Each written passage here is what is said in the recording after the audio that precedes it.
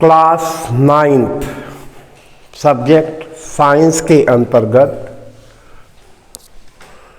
जो फिजिक्स का पार्ट है, हम उसमें शुरुआत कर रहे हैं मोशन के बारे में। वास्तव में इस यूनिवर्स पे जो भी चीज़ें हैं वो दो स्थितियों में हैं, या तो वे रेस्ट में हैं और they are in motion. Those objects which are present in this universe, they are in two positions. They are at rest or they are in motion. अब हम मोशन और रेस्ट को कैसे डिफ्रेंशिएट करेंगे? कोई भी ऑब्जेक्ट रेस्ट में है या मोशन में है, how to differentiate that any object is in motion or it is at rest. To define it, it is essential that to take a reference point.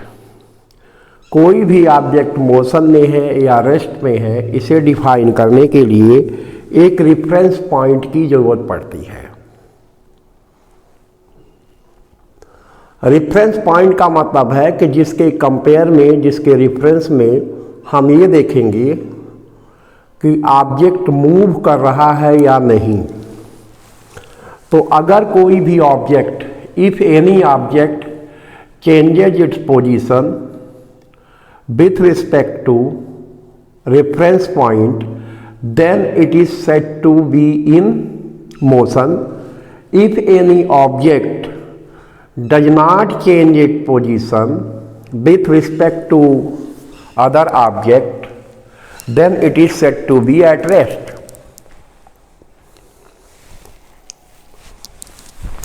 तो ओवरऑल ये जो कॉन्सेप्ट है rest और मोशन का, दो चीजें हैं। एक तो रेस्ट और दूसरा मोशन है, और इसी से रिलेटेड रेफरेंस पॉइंट है।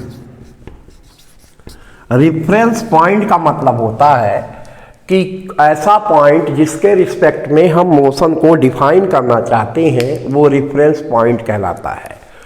तो हम फिर से समझा रहे हैं, if any object changes its position with respect to other object, then it is said to be in motion. If any object does not change its position with respect to any object, then it is said to be at rest. अगर कोई object reference point के relatively अपनी position में बदलाव लाता है तो motion में कहलाता है। अगर वो बदलाव नहीं लाता है तो वो रेफरेंस, उसके रेफरेंस में, तो वो रेस्ट में कहलाएगा। अब इसको एग्जाम्पल को हम ले सकते हैं कि जैसे दो ट्रेन है, देयर आर टू ट्रेन्स, और दोनों ट्रेन पैरेलल ट्रैक पे चल रही हैं और आमने सामने खड़ी हैं। ये ए से चलती है, ए बी से, और इनकी स्पीड जो है दोनों की सेम है। Speed is same. ध्यान दीजिए, दोनों ऑब्जेक्ट, एक ट्रेन ए से मूव होती है सी की तरफ, दूसरी बी से मूव होती है डी की तरफ। दोनों की स्पीड सेम है। अगर इसकी भी स्पीड है, इसकी भी स्पीड है, भी मीटर पर सेकंड। तो अगर किसी भी पर्टिकुलर टाइम पे हम दोनों देखें, ये ट्रेन और ये ट्रेन किसी भी समय देखेंगे, जैसे यहाँ पे पहुँच गई हैं तो यहाँ पहुँचेगी, तो ये भी यहाँ पहुँच जाएगी क्योंकि दोनों की स्पीड सेम है। फिर ये यहाँ पहुँचेगी तो ये भी यहीं पहुँच जाएगी क्योंकि दोनों की स्पीड सेम है। तो किसी भी क्षण अगर हम देखेंगे तो ये दोनों ट्रेन्स एक दूसरे के आमने सामने होगी, तो आपस में एक दूसरे के रिस्पेक्ट में इनकी पोजीशन नहीं बदल रही है। जो स्थिति पहले थे वही स्थिति अब भी है। They are not changing their position with respect to each other, therefore breeze both trains are not in motion with respect to each other. जब ये अपनी पोजीशन नहीं बदल रही है, इसका मतलब ये है कि ये दोनों ऑब्जेक्ट एक दूसरे के रिस्पेक्ट में मोशन में नहीं है। लेकिन जो दूसरे ऑब्जेक्ट्स है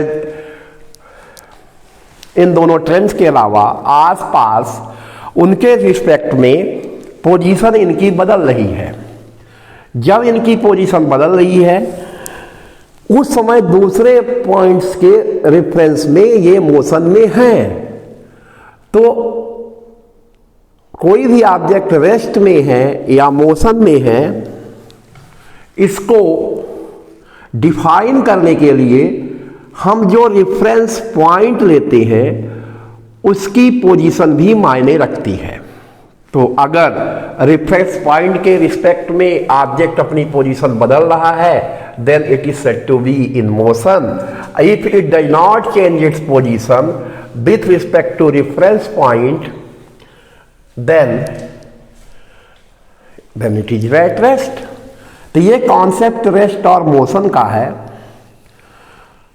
तो क्लियर पॉइंट जो निकलता है यहां से वो ये निकलता है कि मोशन या रेस्ट को डिफाइन करने के लिए हमें रेफरेंस पॉइंट चाहिए। तो सवाल ये उठता है कि रेफरेंस पॉइंट क्या है। Reference point it any standard point और arbitrary point which is taken as a origin, जिसे हम ओरिजिन के रूप में लेते हैं। अब with respect to it motion is define, इसके रिस्पेक्ट में हम मोशन को डिफाइन करते हैं। ध्यान दीजिए, रेफरेंस पॉइंट एक ऐसा पॉइंट है जिसे हम स्टैंडर्ड या ओरिजिन के रूप में लेते हैं और उसके रिस्पेक्ट में किसी भी ऑब्जेक्ट की पोजीशन बदल रही है या नहीं बदल रही है ये देखते हैं और ये डिफाइन करते हैं कि ऑब्जेक्ट रेस्ट में है या मोशन में। हम आगे और कुछ जानकारी आपको दें इस वीडियो में मोशन से रिलेटेड, रेस्ट पोजीशन से रिलेटेड। यहीं पे हम आपसे पहले प्रॉम्प्ट क्वेश्चन पूछते हैं। आज का हमारा जो प्रॉम्प्ट क्वेश्चन है, ध्यानपूर्वक सुने। You have to listen it carefully, इसे ध्यानपूर्वक आपको सुनना है और उसका आंसर भी करना है। इस वीडियो में सबसे पहले हमने किस टर्म को डिफाइन किया है। First option motion, second option rest, third option reference point, fourth option none of the above. तो इनमें से जो करेक्ट ऑप्शन होगा आप प्रॉम्प्ट में जाएंगे, क्लिक करेंगे और सबमिट करेंगे। तो अब ये बात आपके समझ में जेहन में आ गई होगी कि when any object changes its position with respect to reference point, then it is said to be in motion. When any object does not change its position with respect to reference point, then it is said to be at rest.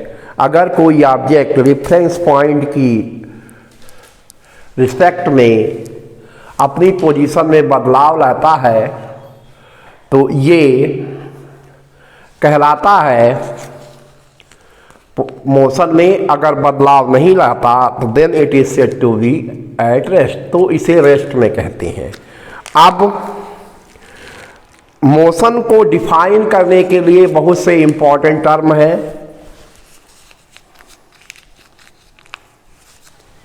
जो कि जरूरी है उनको जानना। वो term कौन से हैं? जैसे अभी हमने रेस्ट बताया, मोशन बताया और रेफरेंस पॉइंट। अब ये टर्म है डिस्टेंस और एक है डिस्प्लेसमेंट।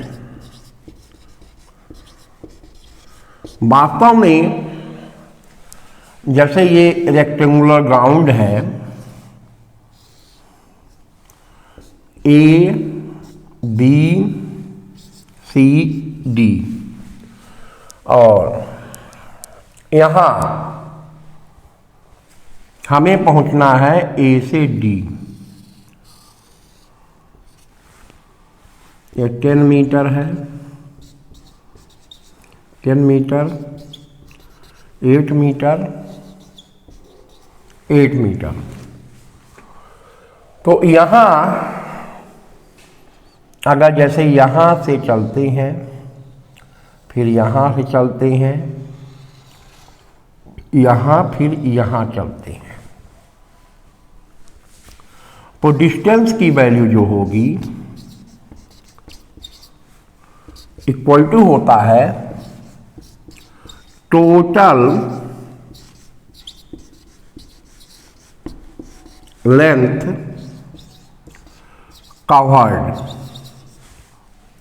टोटल लेंथ कितनी कवर्ड की गई है वो कहलाती है डिस्टेंस।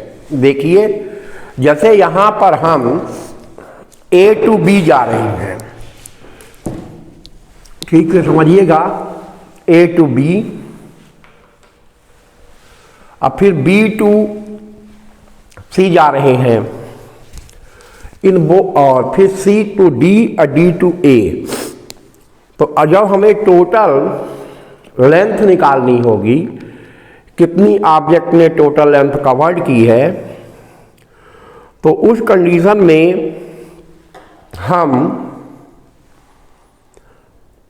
इन सब डिस्टेंसेस को, सब लेंथ को प्लस करेंगे। जैसे पहले 8 मीटर है, फिर 10 मीटर, 18 मीटर हो गया, फिर 8 मीटर है, 18 8 26 हो गया, फिर 10 मीटर है,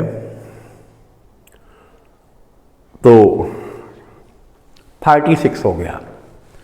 तो टोटल जो डिस्टेंस है ए से चलकर फिर ए तक ऑब्जेक्ट आता है, हम ए से चलते हैं और ए में ही पहुंच रहे हैं, तो ए से चलकर ए तक पहुंचने में जो ड्यूरेशन है वो कुछ भी हो सकता है, लेकिन जो लेंथ कवर करेंगे हम, ड्यूरेशन कितना लगेगा ये तो हमारी स्पीड पे डिपेंड करेगा, लेकिन डिस्टेंस जो हम कवर कर रहे हैं तो वो उसकी वैल्यू जो हो जाएगी, देखिए A B plus B C plus C D plus D A. तो ए बी 8 मीटर है, प्लस बी सी 10 मीटर है, प्लस सी डी 8 मीटर है, और डी ए 10 मीटर। इन सब को प्लस करेंगे तो 36 मीटर डिस्टेंस है। ये डिस्टेंस है, दिस इज डिस्टेंस। जो डिस्टेंस आ गई है वो 36 मीटर है। जब बात डिस्प्लेसमेंट की आती है, डिस्प्लेसमेंट है change in position, change in position of object, that is zero. वो जीरो कैसे है? वो इस तरह से है कि जैसे A टू B जाएंगे, B टू C जाएंगे, C टू D जाएंगे, D टू A। हम इनिशियल पॉइंट और फाइनल पॉइंट सेम है। जब इनिशियल पॉइंट और फाइनल पॉइंट सेम हो जाएंगे, then there is no change in position. तो पोजीशन में कोई बदलाव नहीं होता।